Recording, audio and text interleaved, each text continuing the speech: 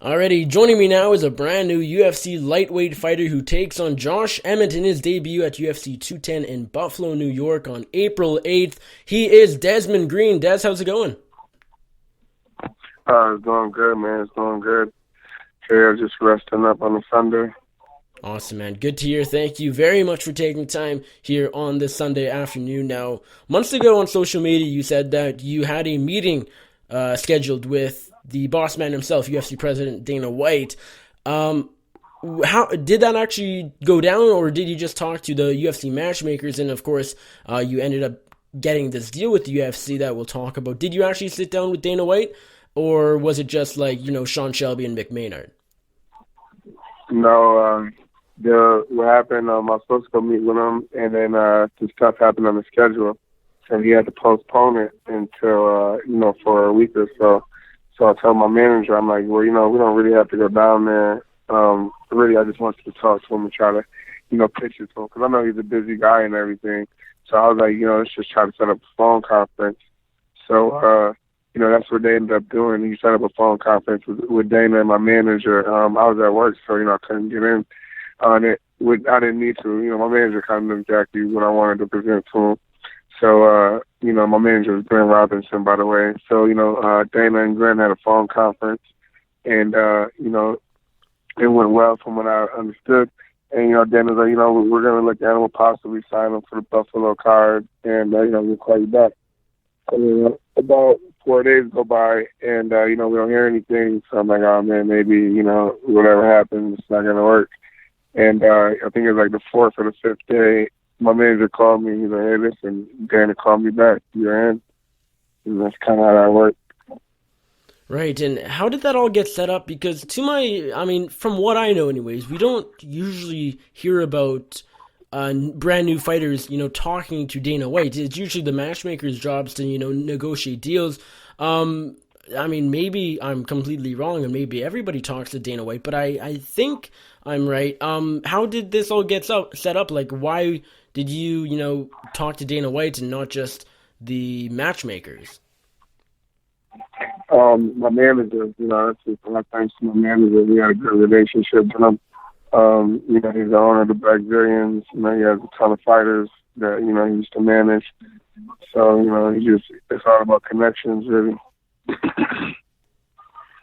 Gotcha. Now, I actually want to ask you about the Blackzilians. Of course, as Rashad Evans sort of, made clear, he went on the MMA Hour a month or two ago and sort of said the Blackzilians is slowly drifting apart. Which side are you on? Are you at the new gym with Henry Hooft, the Combat Club, I believe it's called, or are you still with Glenn Robinson at the other gym, I guess you can say?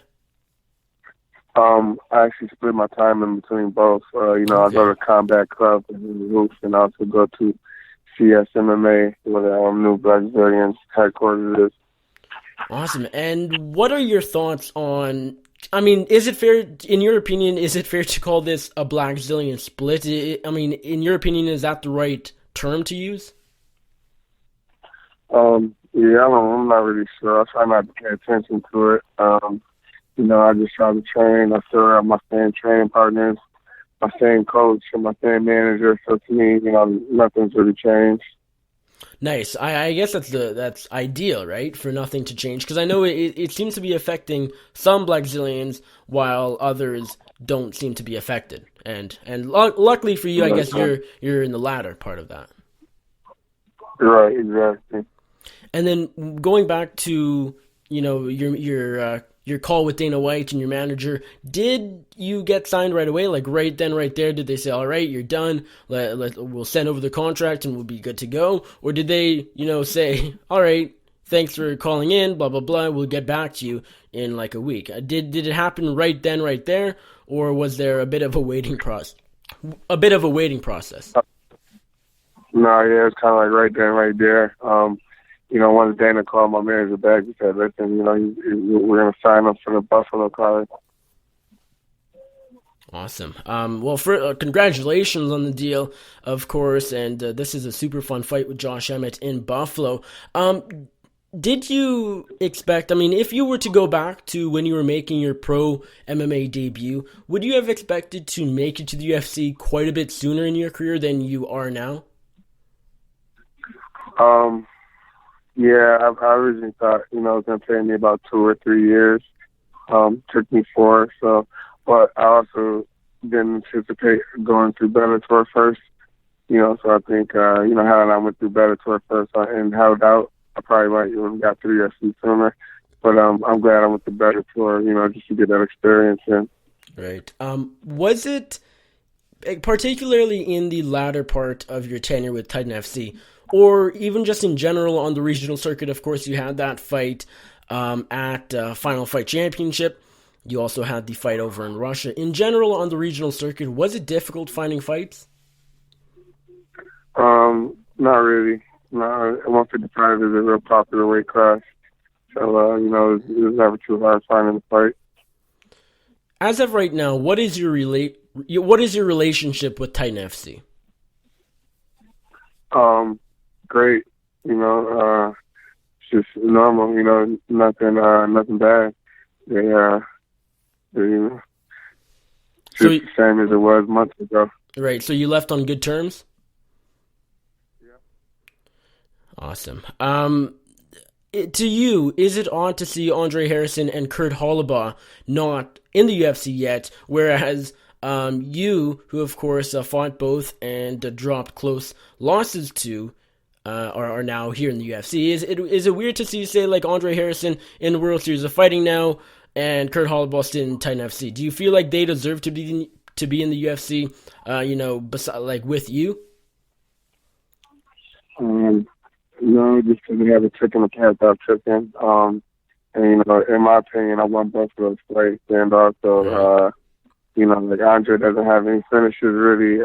He's my friend, but, that's the reason for not getting there yet is, he's only got one finish. And Kurt, he lost 2 in a row, as well. I've never lost 2 in a row, so if you just look at overall fight record and accomplishment, I'm ahead of both of them, so I'm not really worried. Now, I gotta ask you, you are known to be a finisher. You have a lot of knockouts on your record, but your last 3 have been all by decision. You, of course, defeated Des Hill, James Freeman, and then most recently Martin Brown at Titan FC 42, all by decision. As you probably know, everybody knows that UFC is really after the finishes. They want guys who have knockout power, who have submissions. Do you feel like they just sort of looked past your recent decision wins and figured, all right, this guy has a lot of knockout wins under his record. Hopefully he'll get back to those finishing ways when he's in the UFC. Do you feel that's why do you feel like they might have been hesitant at all to sign you just because of those recent decisions? No, because, if you look at the fights, one of them was at welterweight, and the other was at catchweight 165. So, they obviously knew I was fighting outside of my weight class. I think they were just more impressed with the fact that I don't mind fighting outside of my weight class, and I'm always active. Awesome. What is it like to you to be fighting in your home state of New York? Feels great, man. It's like a dream come true. And then I get to fight where I went to college at, so, it's just even better. Now, how tough was it to stay quiet about this debut? I mean, friends, family, I imagine not many people knew that you had signed with the UFC, yet you've been holding on to this information for weeks, maybe even a month. How difficult was it to do that? It was hard. That's why, for all of the whole month of February, pretty much, I stayed off of the internet. I was just so excited, but, I did it. Awesome. How stylistically, what do you know about Josh Emmett? He's 2-0 in the UFC. How familiar are you with him? I watch video on him every night, so I pretty much know everything he's going to do. I've been studying him hard. The split with Blackzilians, going back, I know I'm kind of going back and forth everywhere here, but going back to the Blackzilians split really quickly, I imagine because nothing has really changed, that won't be much of a distraction for you. Is that the case? Yeah. How do you get the job done? Let's predict this fight. Josh Emmett, April 8th, Buffalo, New York, UFC 210, Cormier versus Johnson. How do you feel like you get past Josh Emmett here? I think if I just go out there, use my range, use my speed and my athleticism, mix in with my wrestling, I'll be able to get a finish. I don't see it going the distance. Awesome, Des. Really appreciate the time as always. Before I let you go, remind my audience where they can check you out on social media, and if there's anyone you'd like to thank or give a shout out to, now's your time. Yes, on Instagram and Twitter, you can catch me at Predator Tune, Predator Tune, and on Snapchat it's Random Tune, and I'm on Facebook. It's just Desmond the Predator Green, my fan page. So holler at me on there. Big shout out to my mom, my manager Glenn Robinson, just my teammates down here.